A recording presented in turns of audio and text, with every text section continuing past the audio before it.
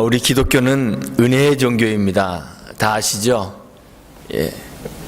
모두가 다 구원 얻는 거 원하지만 구원 얻는 것이 우리에게서 시작되는 것이 아닙니다. 우리가 구원 얻고 싶다고 해서 노력으로 얻을 수 있는 것이 아닙니다.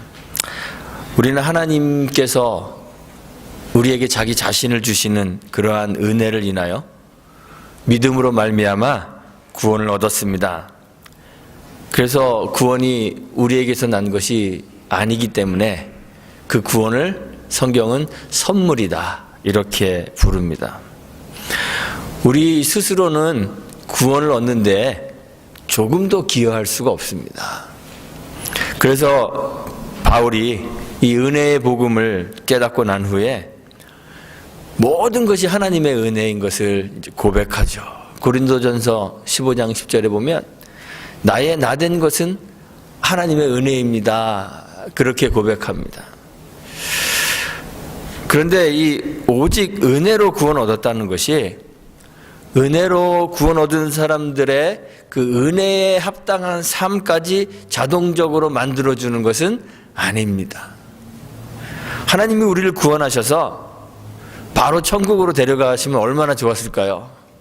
그냥 구원하시자마자 천국으로 싹 데리고 가시면 이 세상에서 막 이렇게 지지고 볶고 뭐 옳으니 그르니 좋으니 나쁘니 뭐 그러고 살 필요도 없고 참 편하고 좋았을 텐데 하나님은 우리를 구원하셔서 바로 천국으로 데려가지 않으시고요. 택하신 사람들에게 복음을 들려주시고 죄와 사망에서 구원하신 후에 그대로 그냥 이 땅에 머무르도록 하십니다. 이 세상 속에서 하나님께 속한 사람으로 살아가도록 그렇게 하십니다.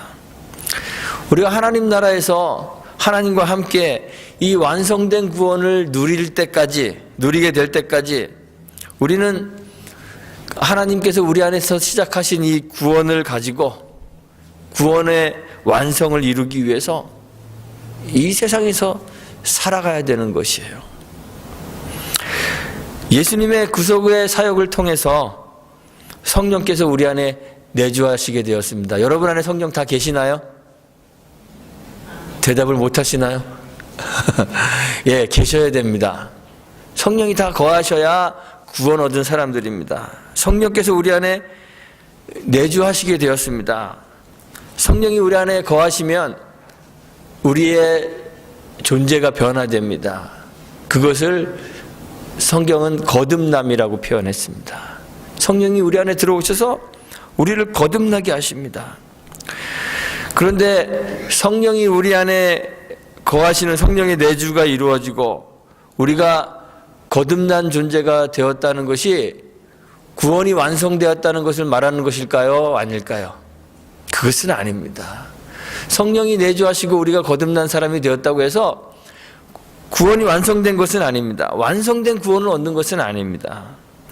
그리스도의 은혜와 성령의 내주하심으로 우리 안에서 구원이 시작되었지만 완성된 구원은 마지막 때 하나님 나라에서 하나님과 함께 소유하게 되는 거죠. 그래서 바울은 구원받은 성도들에게 빌립보서 2장 12절에서 항상 복종하여 떨림으로 너희의 구원을 이루라 이렇게 이야기했습니다. 이미 구원을 완성했다면 또 구원을 이룰 필요가 없겠죠. 그런데 바울은 구원받은 성도들에게 항상 복종하여 떨림으로 너희 구원을 이루라고 그렇게 권면하고 있습니다.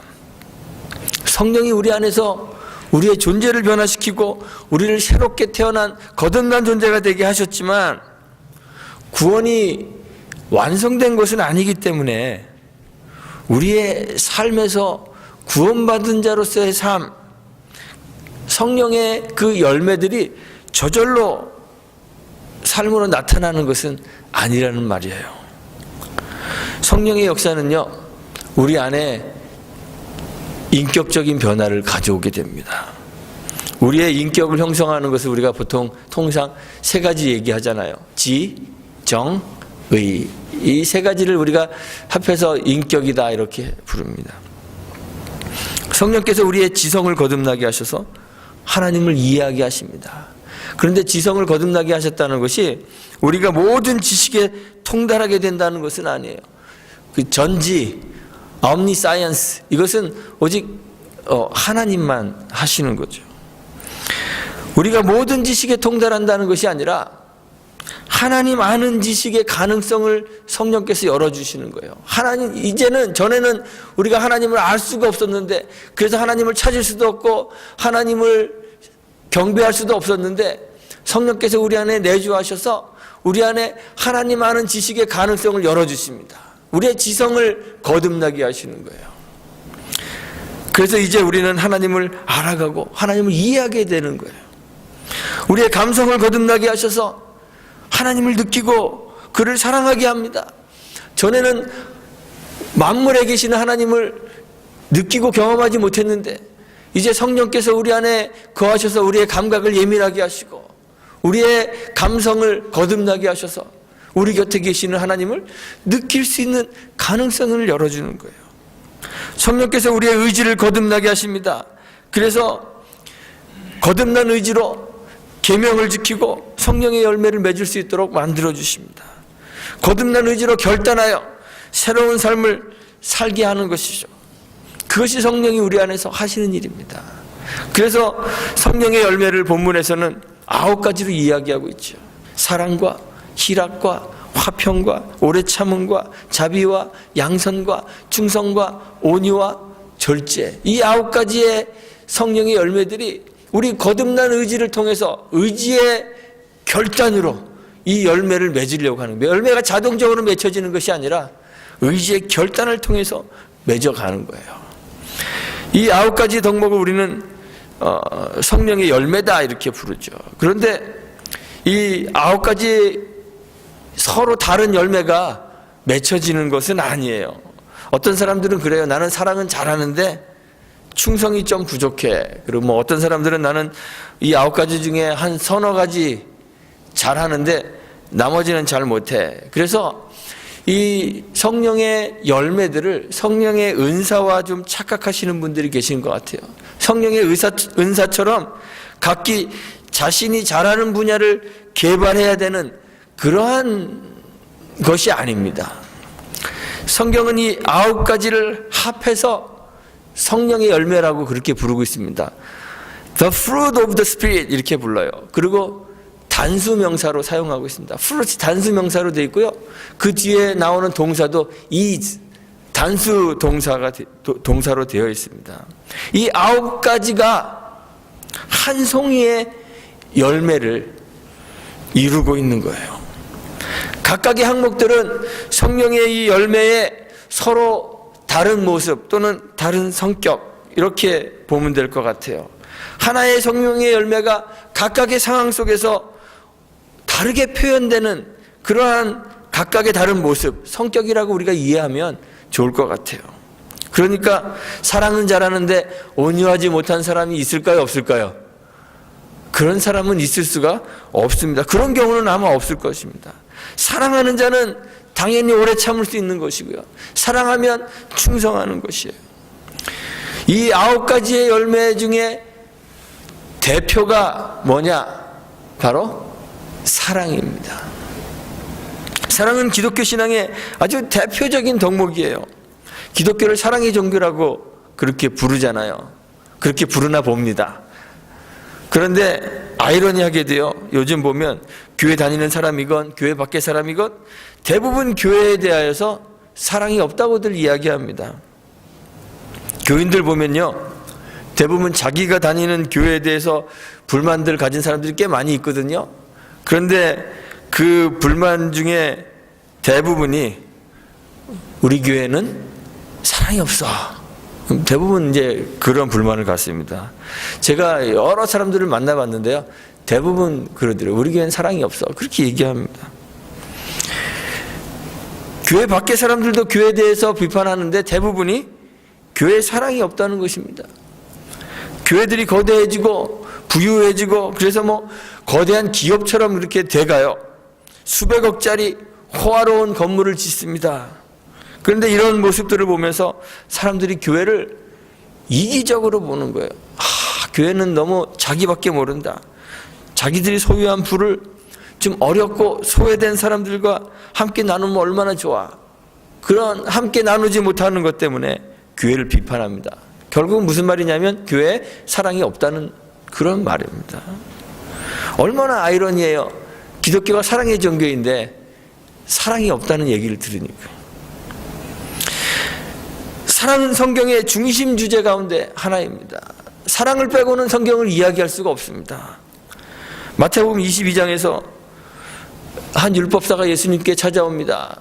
예수님 앞에 무릎을 꿇고 앉아서 예수님, 율법 중에 어떤 계명이 제일 가장 큰 계명입니까? 묻습니다. 그 물음에 주님이 하나님 사랑과 이웃 사랑이 가장 큰 계명이다 이렇게 말씀하시죠. 신명기 6장과 레위기 19장에 있는 말씀을 인용하셔서 내 마음을 다하고 목숨을 다하고 뜻을 다하여 주 너희 하나님을 사랑하고 또 내 이웃을 내 몸과 같이 사랑하라 이렇게 주님이 말씀하십니다. 그리고 이 두 계명을 율법과 선지자의 강령이다 그랬습니다. 율법과 선지자, 즉 하나님의 말씀인 이 성경이 이 사랑이라는 것에 달려 있다는 거예요. 매여 있다는 것입니다.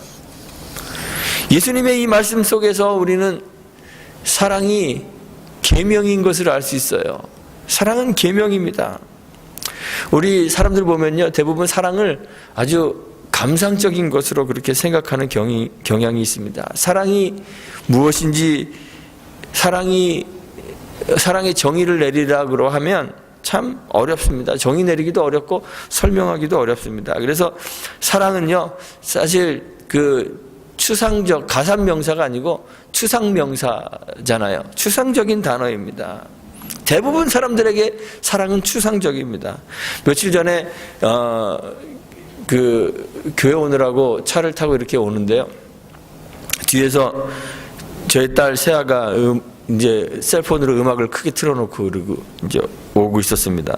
가요를 듣고 있는데 사랑을 노력한다는 게 말이 되니 이런 가사가 이제 흘러나오더라고요. 제가 그래서 그 노래를 찾아봤더니 나도 노력해봤어 우리의 이 사랑을 안 되는 꿈을 붙잡고 애쓰는 사람처럼 사랑을 노력한다는 게 말이 되니 뭐 이런 내용의 가사였습니다. 사랑에 대한 아주 감상적인 생각을 가지고 있는 거예요. 그래서 제가 이제 인터넷 찾아보니까요, 이런 류의 가사가 가요 가운데 꽤 많이 있더라고요. 윤상이라는 가수가 사랑이란이라는 노래를 불렀는데 그 노래에도 이런 가사가 있습니다. 애써 지켜야 하는 거라면 그건 이미 사랑이 아니지. 애써 지켜야 하는 거라면 사랑이 아니랍니다. 바비가 사람 이름인지 뭔지 모르겠는데 이 바비라는 가수도 있더라고요. 사랑해라는 노래를 불렀는데 거기에도 이런 게 있습니다. 사랑을 노력한다는 건 이미 사랑이 아닌 걸, 설렘이 빠진 사랑에게 남는 건 결국 정뿐인 걸, 뭐 이렇게 노래하더라고요. 우리가 생각하는 사랑이라는 거는요, 어떤 사랑 다 하고 싶으냐면 그냥 첫눈에 반하는 그런 운명적인 사랑을 다 하고 싶은 거예요. 사랑의 감정이 그냥 가슴 깊은 곳에서부터 막 펄펄펄펄 끌어넘치는 그런 사랑을 하고 싶은 거죠. 사실은 그런 사랑을 받고 싶은 겁니다. 항상 지독한 설렘이 있는 그런 아주 로맨틱한 사랑을 하고 싶은 거예요. 나를 사랑하는 사람이 이제 부부간에도 보면 그럽니다. 뭐 좀 억지로 같이 좋아해 주려고 노력하는 거 보면 싫어합니다. 억지로 뭐 하려고 하면 억지로 하려면 하지 마. 치사해. 뭐 이렇게 얘기합니다. 그냥 조금의 망설임도 없이 그냥 당연한 듯 나를 사랑해 주기를 바라는 거예요. 그게 사랑인 줄 알아요. 그런데 성경이 우리에게 요구하는 하나님에 대한 사랑이나 이웃에 대한 사랑은 이런 사랑이 아니에요. 우리 이런 사랑일 거라고 그렇게 착각하는 거예요. 신앙이 좋아지면 하나님 사랑이 그냥 막 생각 안 해도 막 속에서 막 흘러나오는 줄 알아요. 굳이 사랑해야지 결단하지 않아도 마음속에서 하나님 사랑이 막 넘쳐나는 줄 알아요. 저도 좀 그렇게 생각했던 적이 있어요. 그래서 저는 성격이 감정이 좀 메마르고 막 좀 차가운 그런 성격입니다. 그래서 별로 이제 요즘에는 잘 우는데요. 옛날에는 잘 울지도 않고 뭐 좀 뻣뻣하고 그랬습니다. 사람들이 저를 보면 쟤는 좀 차가워 보여. 뭐 그랬습니다.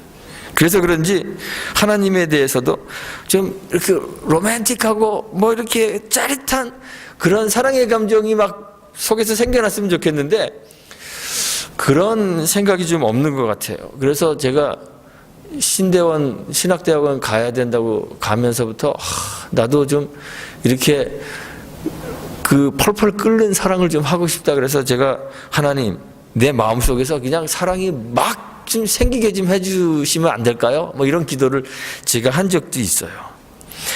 유명한 사람들 있잖아요. 성경에 나오는 사람들이나 신앙에 유명한 사람들. 이런 사람들을 보면 정말 조금도 망설임 없이 하나님을 막 사랑하는 것 같은 그러한 생각이 들어요. 다니엘 아시잖아요. 사자굴에 던져져야 되는데 뭐 전혀 망설임 없이 하나님 너무 사랑하니까 사자굴로 그냥 뜨벅뜨벅 걸어갑니다. 다니엘의 친구들 사드락과 메삭과 아벳느고도 그 뜨거운 풀무불 속에 들어가야 되는데 뭐 조금의 망설임도 없습니다. 그냥 안에서 하나님 사랑이 막 철철 넘쳐서 그리 아니하실지라도 내가 하나님만 사랑하겠습니다. 그리고 막 풀무불 속으로 가죠.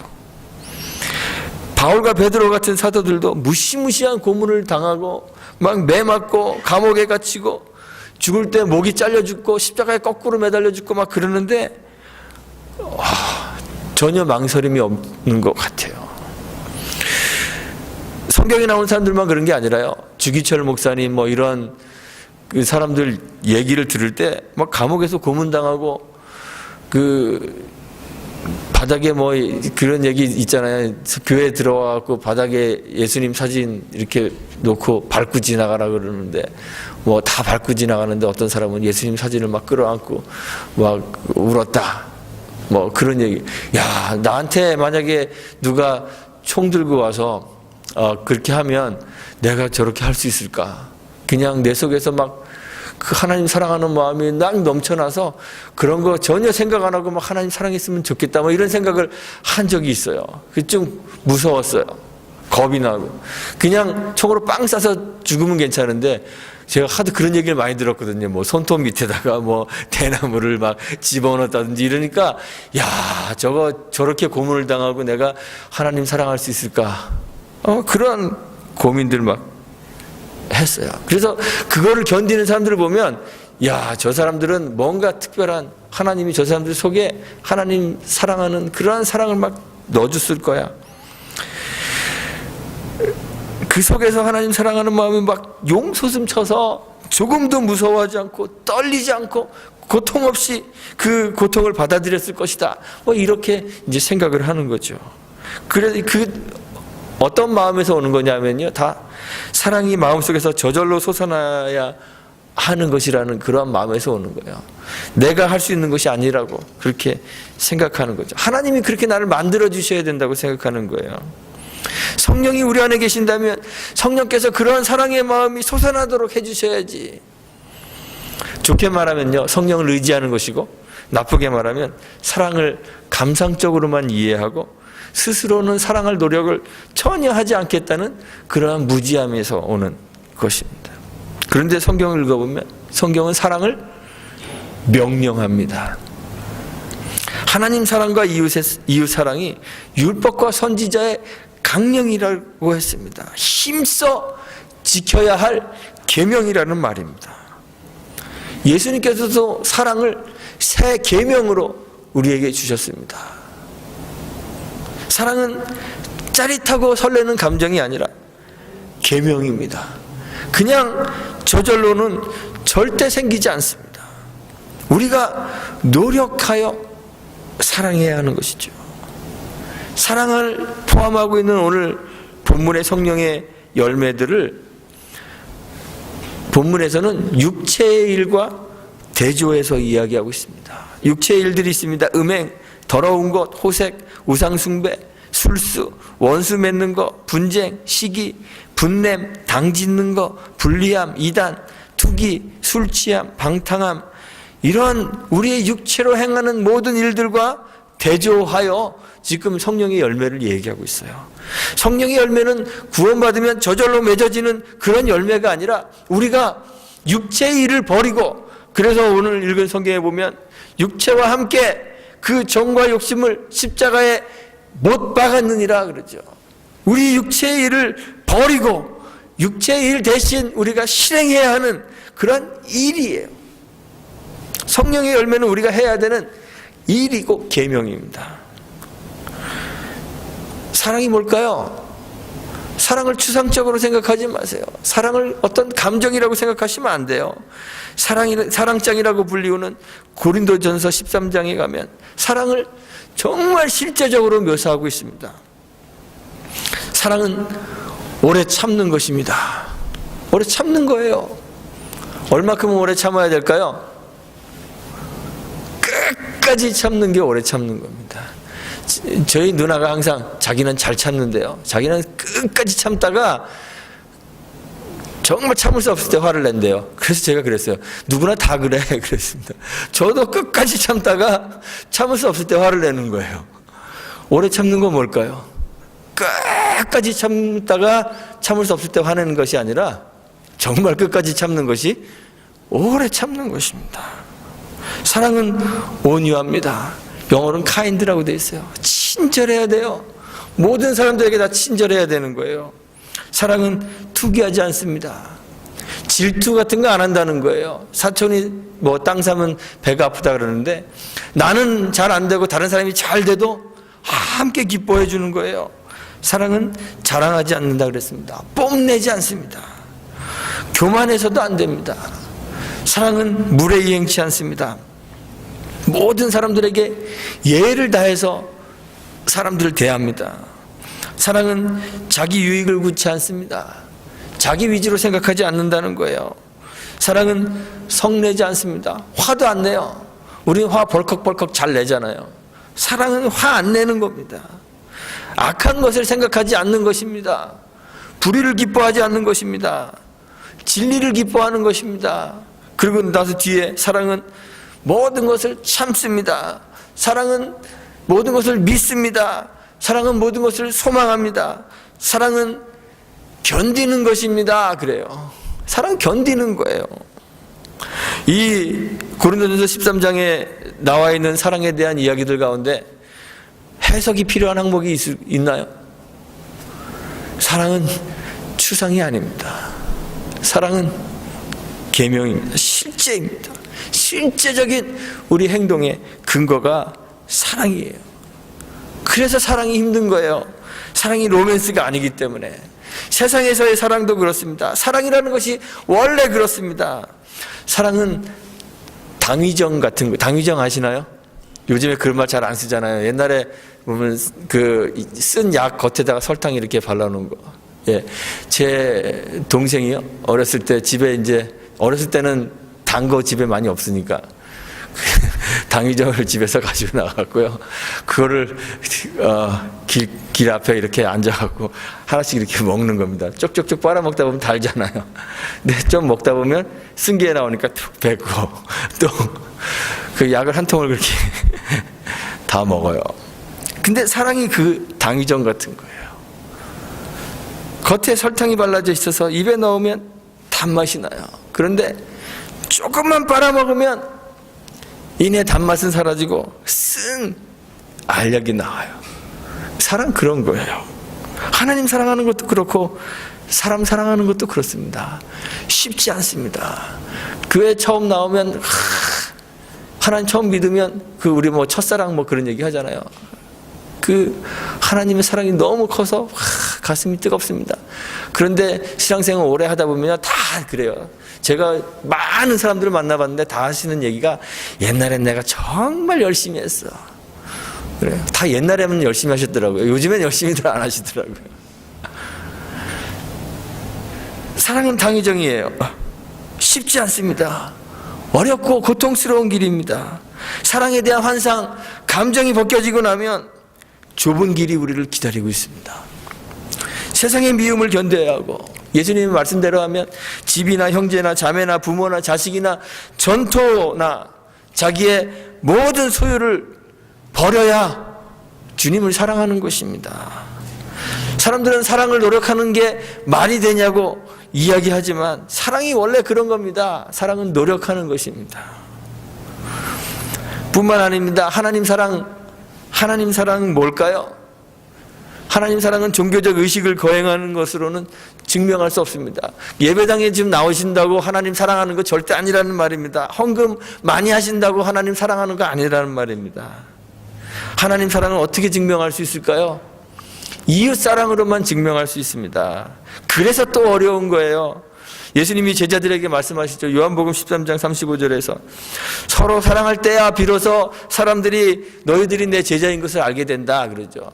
우리가 주님의 제자인 거 어떻게 알려줍니까? 교회 온다고 해서 알려지는 게 아니에요. 사랑해야지 알려진다는 거예요. 요한 사도도 요한일서 2장 9절에서 빛 가운데 있다고 하면서 형제를 미워하는 자는 어둠에 있는 자요.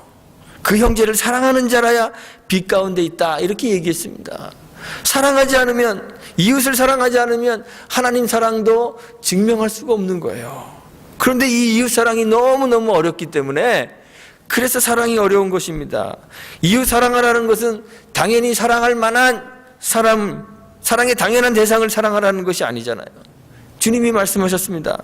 마태복음 5장 46절에서 너희가 너희를 사랑하는 자를 사랑하면 무슨 상이 있으리요?